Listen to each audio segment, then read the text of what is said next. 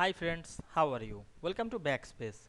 In this quick Microsoft Word tutorial, we will learn how to add a color to a table row in Word to make your tables more attractive, organized and professional. Coloring rows is perfect for highlighting headings, separating information, improving readability and designing stylish documents. So let's get started. We can see here assignment. Now I want to add color to my table. Now I am go to the table page. We can see here a table. Now I am add the color on the table different.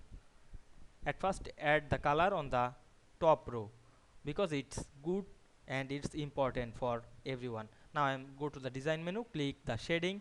Now I am add a deep color here. Then we can see this row is highlighted and eye catching. Now I am go to another row, select another color. This color is normally important.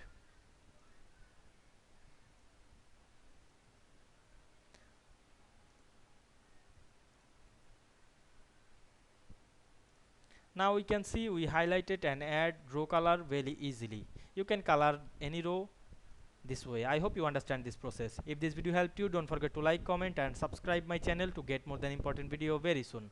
Thanks for watching.